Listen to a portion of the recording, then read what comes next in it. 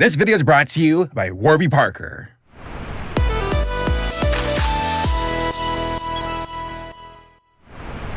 Hey folks, how's it going? I'm back with a quick review of the Chippendale reboots from Disney Plus, which I'm afraid to talk about. I really am. Here I am watching the film and I'm like, oh, it's kind of fun. I kind of like it. And I look at Twitter and they're like, we hate it. And I'm like, what? Did I miss something? Wow, there's some, maybe me saying controversy might be a bit much, but there's some opinions floating around about this Chippendale reboot, and I guess I'll just add on to the pile. So, Disney had this quote-unquote reboot, live-action reboot. Not really, kind of, I don't even know. I'm already struggling right out the bat. The Chippendale movie.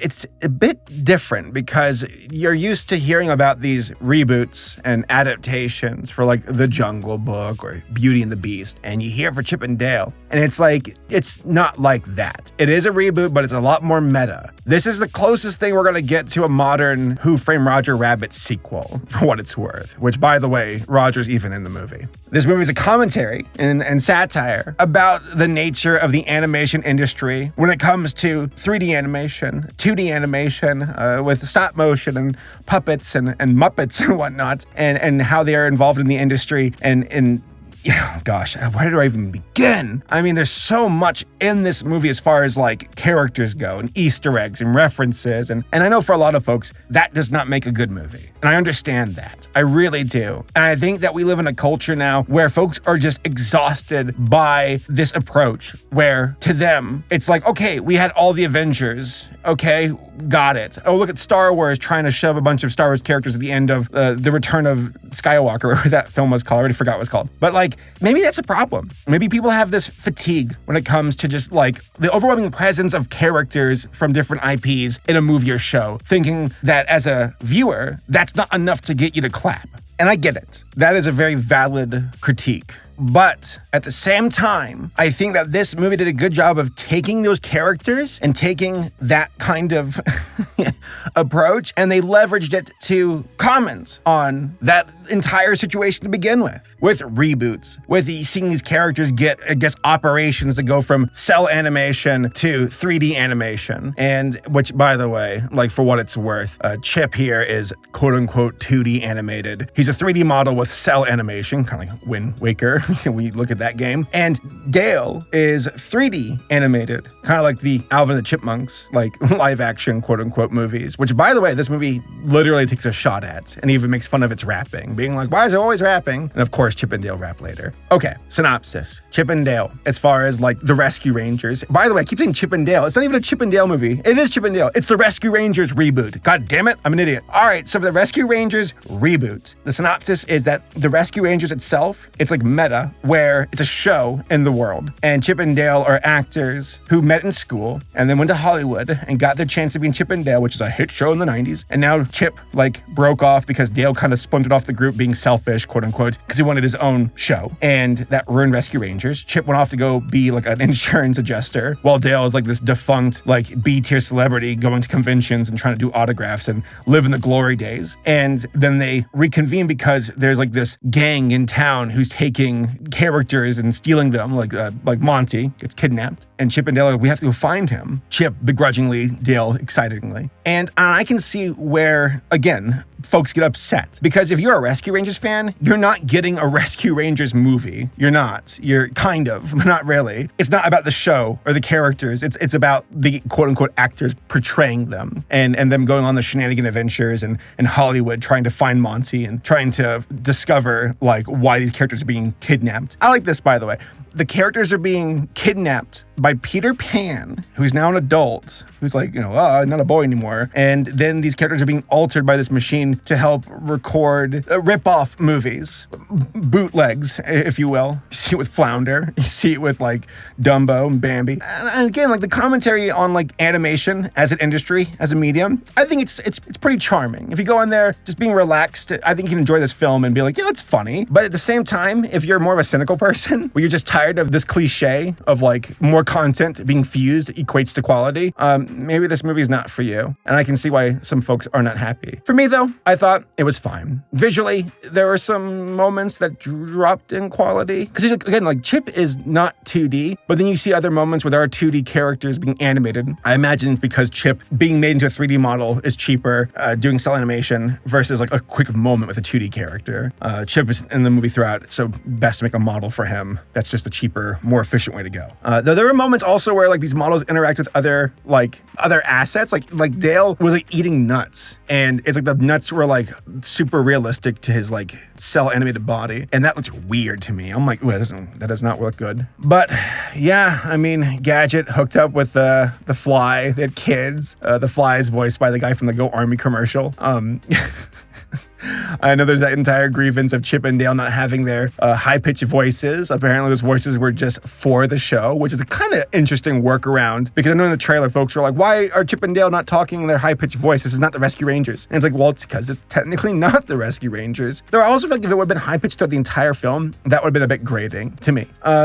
Them finding out that Peter Pan and like the Uncanny Valley Seth Rogen and the Coca-Cola Bear are like going around kidnapping characters to turn them into bootlegs. I thought that was kind of a funny plot. Though I saw this on Twitter where folks were like, they said that's cruel, that the Peter Pan arc, or the entire like problem with Peter Pan in the movie is that like the character's like, who's voiced by Will Arnett, the guy who's the voice of BoJack Horseman. He's like, no, I was going to be the next big thing as Peter Pan. Then I got old, I got kicked to the side, and no one cared anymore. So now I do this for my living. And folks said that the actor for Peter Pan, the voice actor, that he suffered a similar fate where he went through puberty and his voice was now not wanted by Hollywood, that he, I guess, died in squalor. And that people say it's spiteful that you're doing a story with Peter Pan in this movie that's too similar to the voice actor's fate. And I'm like, that's interesting. I don't know if that was deliberately done for writers. I doubt it. It's more of an unfortunate, like, parallel, I suppose.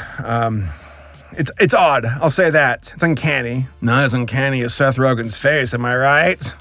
As far as other content popping up in the movie, I mean, you got like these Shrek bottles. You got Randy Marsh. That would surprise me. I was not expecting Randy Marsh. I thought it was fun with Gumby, with like the chief of police being Gumby, with like J.K. Simmons voicing him. You got like a sock puppet. There's a part where like this Muppet who's like, welcome to my shop. And Chip and Dale's like, we're looking for cheese. And he's like, this brow furrowed. He's like, are you guys cops? That was funny to me. So I don't know. I'm surprised that so many folks are upset with this film. But I'm also not surprised. I can see their criticism. But for me, I kind of just turned my brain off and I enjoyed it. And I'll take this over a poor reboot any day. Like if this would have ended up being an Alvin the Chipmunks film, I would have been like, we don't need this.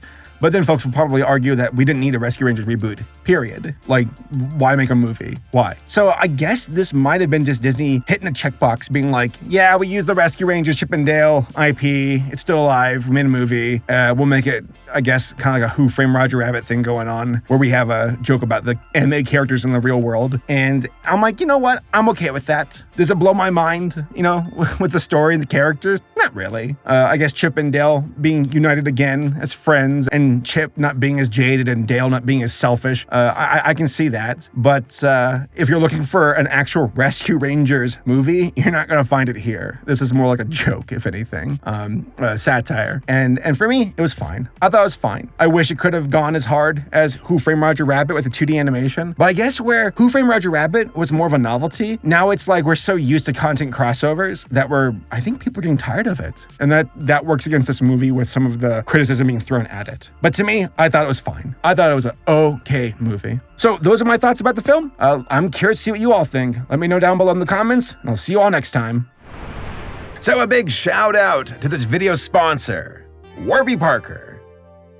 So it's been a few months since I got my new glasses from Warby, and guys, I freaking love them. Look how cute I look. Yeah, I'm admiring myself. I'm like a sexy college professor who's about to give you a passing grade in, English literature class. I'm not a good professor. Okay, so as we spectacle wearers know, it can be quite the struggle to find that perfect pair of glasses. Will they fit? Will I like the style? Do I have to awkwardly stand around in public while looking into a mirror to see if the frames fit my fat face? It's true, I have a big head. Yeah, it's not that fun. But that is where Warby Parker comes to the rescue. Warby Parker is truly committed to providing exceptional vision care online and in stores, offering eyeglasses, sunglasses, eye exams, and contact lenses. Hell, they even have glasses starting at $95, which also includes prescription lenses. They even offer sunglasses progressives and blue light lenses too.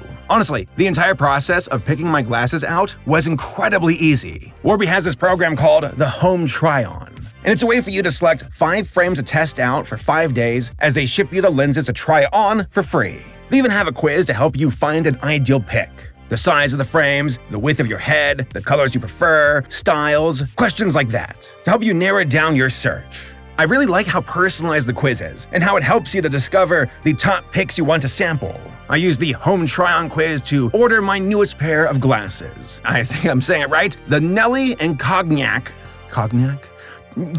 tortoise with Riesling. I can't believe this is my job to say words for a living, and I'm so bad at it. Try again. The Nelly and Cognac tortoise with Riesling. I hope that's how you say it. I'll say this though, the glasses look awesome. They do. I love them. Look, I tried on the other pairs. I thought it over because I was stuck between 2, and then I made my selection. I was like, I want this one right here. Warby then asked for my eye prescription. I uploaded it to the website, and then boom! We were good to go. After a few days, the glasses were on their way. In the meanwhile, I packed up the sample frames and I mailed them right back to Warby free of charge. Honestly, this home try-on program is incredibly awesome, and this will be the way that I do my glasses-related shopping for the rest of my life. It is so convenient, and I appreciate how it provides a personalized quiz, a broad selection of glasses, and ease of access for me to find that perfect pair of spectacles. So, go hit up warbyparker.com/Saberspark to sample 5 pairs of glasses at home for free. You get 5 days to try them out, see what you like and what stands out to you,